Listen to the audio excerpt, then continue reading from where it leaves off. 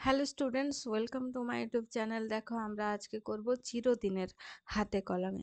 প্রথমে আছে শব্দার্থ। শব্দার্থগুলো জেনে নিই। বৃষ্টিমুখর মানে বৃষ্টি পতনের ধ্বনিপূর্ণ। ঘোষিত মানে প্রচারিত। আত্মদান মানে পরার্থে নিজের জীবন দান। ঢেঁকি মানে ধান ভানভাত যন্ত্রবিশেষ। মজা নদী মানে বুজে যাওয়া নদী। দাওয়া মানে বারান্দা বা রোয়াক। সান্ধ্য মানে সন্ধ্যাকালীন। আকাল মানে দুর্ভিক্ষ বা দুঃসময়। কিষাণ মানে কৃষাণ বা কৃষক, চাষি। দিশাহারা মানে দিকভ্রান্ত, কিংকর্তব্য বিমূঢ়। আহ জনমত মানে সাধারণ বা অধিকাংশ লোকের অভিমত। ধ্বনি মানে শব্দ বা রব। একে দাগে এখানে কি বলছে, নিচের শব্দগুলি অত্যন্ত দুটি অর্থ লেখো এবং দুটি পার্থক্য বাক্যে প্রয়োগ করো। ঠিক আছে, তাহলে কাঁটা হচ্ছে কুল গাছে কাঁটা থাকে, এখানে গাছের কাঁটা বোঝানো হচ্ছে। ভূতের গল্প পড়ে আমার গায়ে কাঁটা দিচ্ছে, এখানে কাঁটা অর্থে রোমাঞ্চ।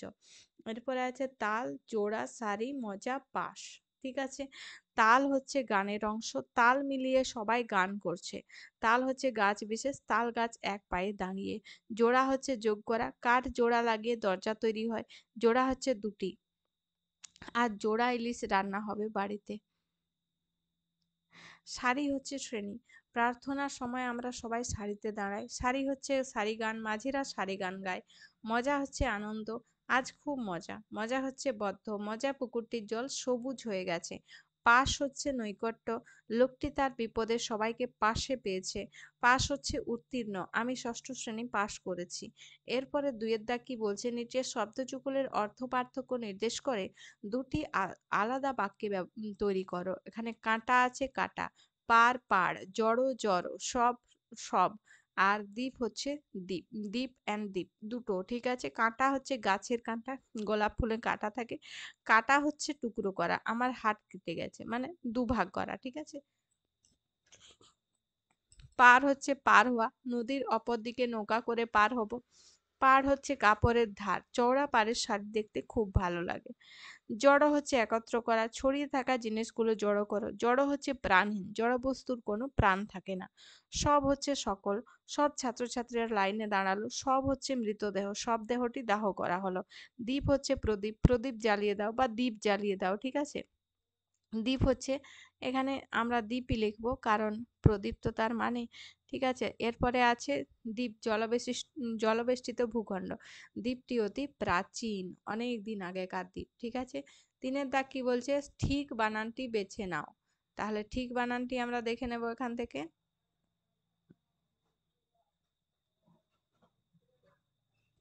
দেখো, এই ব্যস্ত বয়ে জফলাটা ঠিক হবে। সান্ধ্য দন্তেন ধয়ে জফলাটা ঠিক হবে। দয়ে রস্যউটা ঠিক হবে। ব ধয়ে দীর্ঘউটা ঠিক হবে। ধয় বো দন্তেন এটা ঠিক হবে। সুবর্ণ এটা মধ্যাহ্ন আছে, আর একটা দন্তেন, দন্তেনটা ঠিক হবে। ঠিক আছে, আচ্ছা সুবর্ণ যুগ এখানে ছিল, আমরা যদি দেখি এখানে সুবর্ণ, আর মধ্যাহ্নটা ঠিক হবে। সরি, আমি দন্তেনতে দাগ দিয়ে দিয়েছি, মধ্যাহ্ন আছে এখানে। ঠিক আছে, ওটাই তো, সুবর্ণতে মধ্যাহ্ন হয়।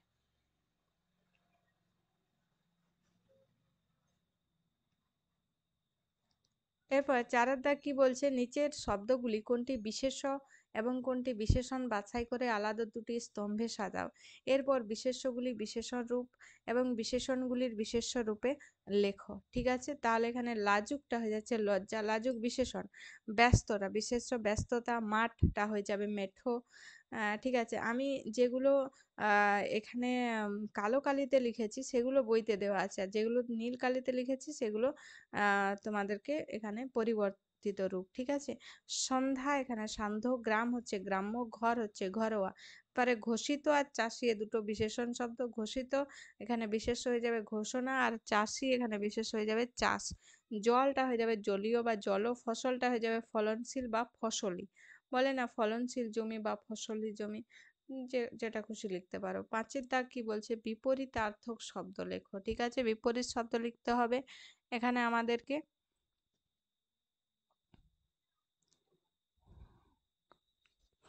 মুখর হচ্ছে মৌন, অহংকারী নিরহংকারী, অন্ধকার আলো, একটানা থেমে থেমে, বিচিত্র স্বাভাবিক। ঠিক আছে, এরপরে আছে সুকান্ত ভট্টাচার্য কবি পরিচিতি। তার জন্ম 1926 সাল, মৃত্যু 1947, মাত্র 21 বছর বয়স তিনি বেঁচে ছিলেন, কিন্তু এরই মধ্যে তিনি অনেক ভালো ভালো কবিতা লিখেছেন। ঠিক আছে, তাহলে বাংলা সাহিত্যের অন্যতম প্রতিভাধর এবং জনপ্রিয় কবি কিশোর কবি নামে পরিচিত। বাংলা কবিতায় তিনি সাম্যবাদী চেতনার বিস্তার ঘটান। তার উল্লেখযোগ্য কাব্যগ্রন্থ হলো ছাড়পত্র, ঘুম নেই, পূর্বাভাস, মিঠে করা। চিরদিনের কবিতাটি তার ঘুম নেই কাব্যগ্রন্থের অন্তর্গত। ছয়ের দাগ কি বলছে? ঘড়ির কাঁটা। এখানে ঘড়ি আর কাঁটা এই দুটি শব্দের মধ্যে সম্বন্ধ তৈরি র বিভক্তিটি, ওকে, সম্বন্ধ তৈরি করেছে র বিভক্তিটি। ঘড়ির কাঁটাকে আমরা তাই বলবো সম্বন্ধ পদ। ঠিক আছে, তাহলে র বিভক্তি যুক্ত যেখানে আমরা পদগুলো পাবো সেটা হচ্ছে সম্বন্ধ পদ। আচ্ছা, দুটো পদ আছে, একটা হচ্ছে সম্বন্ধ পদ আর একটা হচ্ছে সম্বোধন পদ। ঠিক আছে, এই কবিতায় এইরকম আরো কটি উদাহরণ পাচ্ছ, লেখো। একটা দেওয়া আছে তালের শাড়ি। ঠিক আছে, তালের শাড়ি আছে, দেখো গ্রামের পাশে হবে। এরপরে আরো আছে আহ, দুর্ভিক্ষের আঁচল, গ্রামের লোক, পাখির গানে, চাষির কানে। ঠিক আছে, এগুলো পাওয়া গেল। এরপরে আছে সন্ধি বিচ্ছেদ করো। বৃষ্টি, অহংকার, স্বাগত, পরস্পর, দুর্ভিক্ষ। বৃষ্টি, বৃষ যুক্ত তি, অহংকার, অহম যুক্ত কার, স্বাগত, সুযুক্ত আগত। ঠিক আছে, এরপরে আছে পরস্পর, পরহ যুক্ত পর, দুর্ভিক্ষ, দুঃ যুক্ত ভিক্ষ। ঠিক আছে, এরপরে আছে নিম্নরেখ পদগুলির কারক ও বিভক্তি নির্ণয় করো।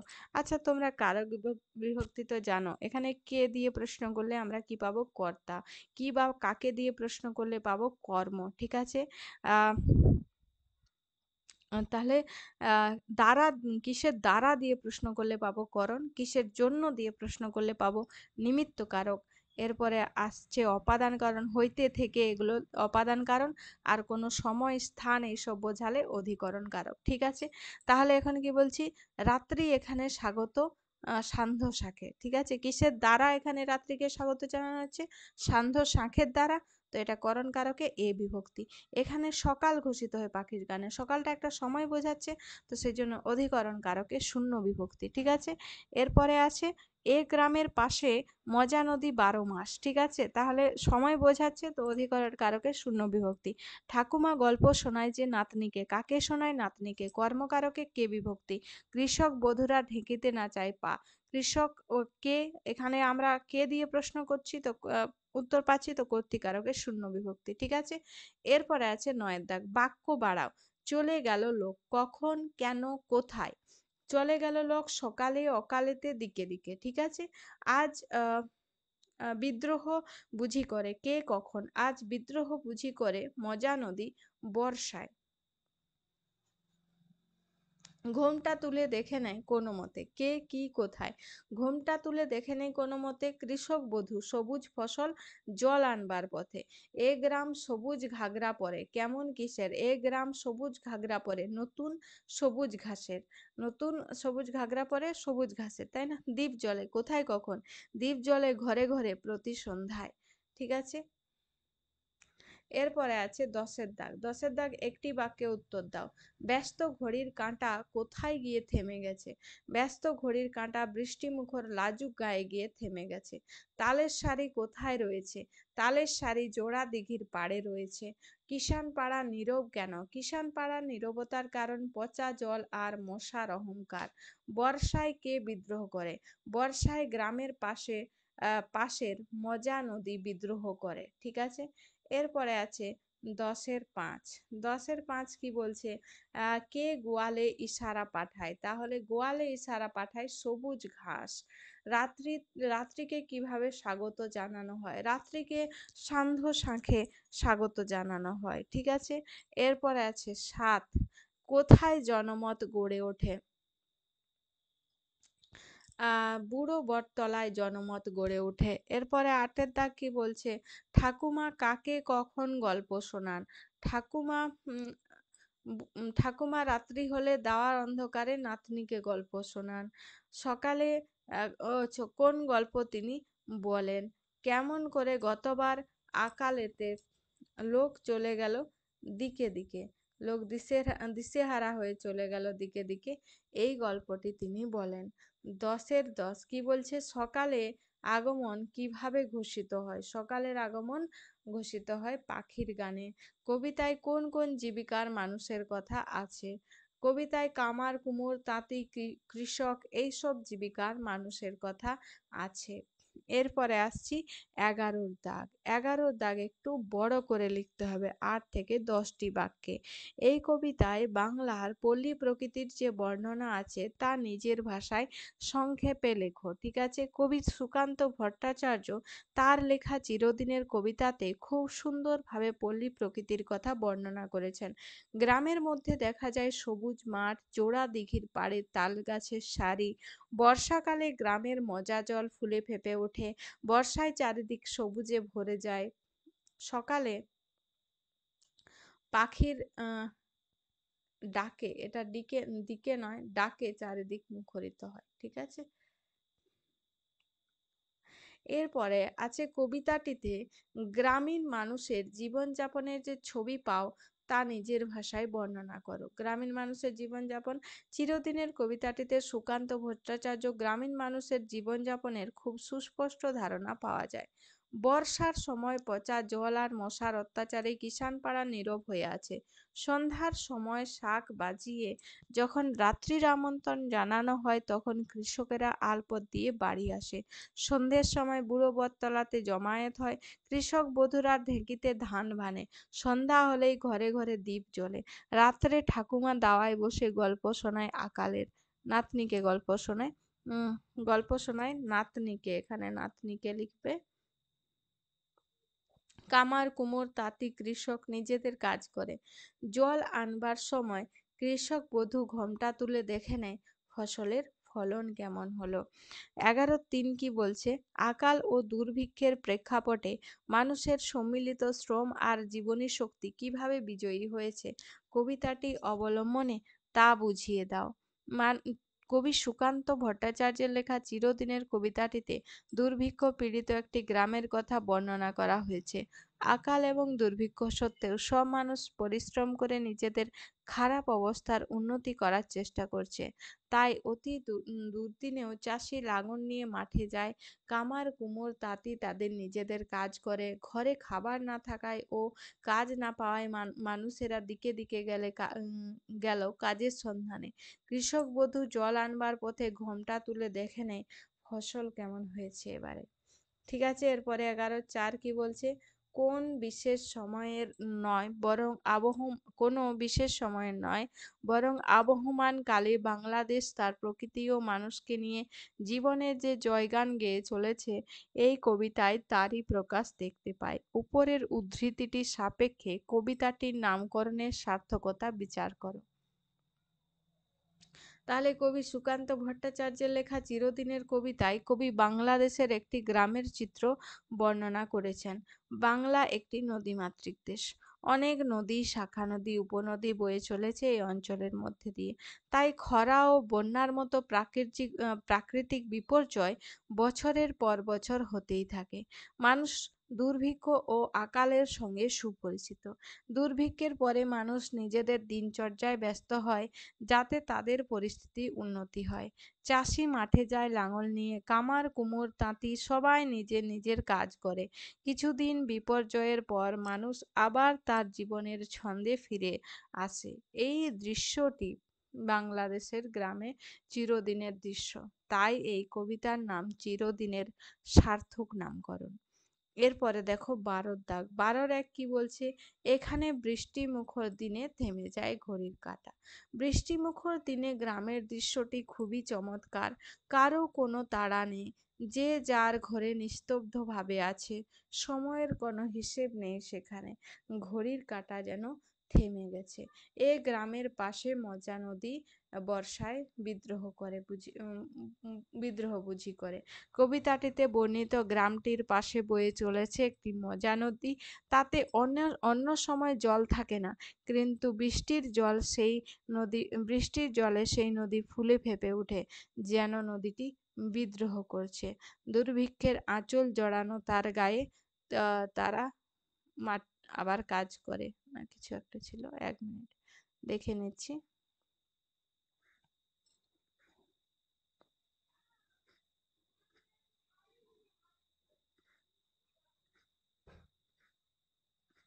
দুর্ভিক্ষের আঁচল জড়িয়ে গায়ে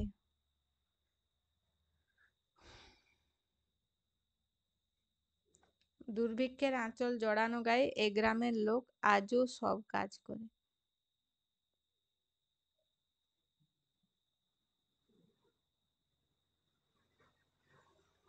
এটার মানে কি? দুর্ভিক্ষের দিন পেরিয়ে গ্রামের সমস্ত মানুষ নিজেদের কাজ শুরু করে ভালো জীবনের আশায়। সারাটা দুপুর খেতে চাষি শুনতে পায় বিচিত্র ধ্বনি, তাই না? আর একটু অন্যরকম আছে, বিষয়টা এটাই।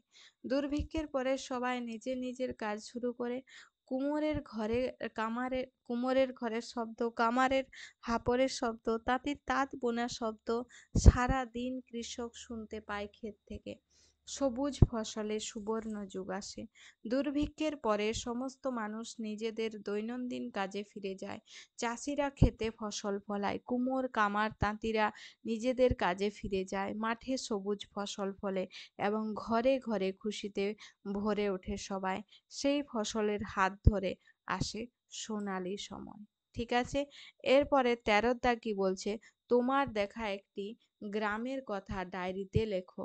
গ্রামটি কোথায়, সেখানে কোন কোন জীবিকার কত মানুষ থাকেন ইত্যাদি জানিয়ে গ্রামটির প্রাকৃতিক সৌন্দর্য, মানুষের জীবনযাপন পদ্ধতি, বিভিন্ন সুবিধা অসুবিধার কথা লেখো।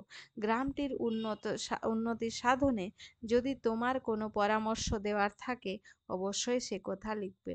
আচ্ছা, মোটামুটি বেশিরভাগ গ্রামেরই একই পরিস্থিতি থাকে। তো সেই অনুযায়ী আমি একটা লিখেছি, ঠিক আছে?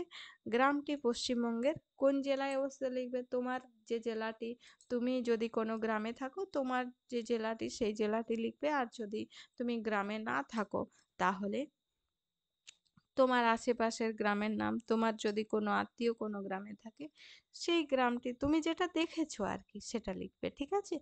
তাহলে কোন জেলায় অবস্থিত সেটা নিজে লিখবে। আমি এখানে একটা শূন্যস্থান রেখে দিয়েছি।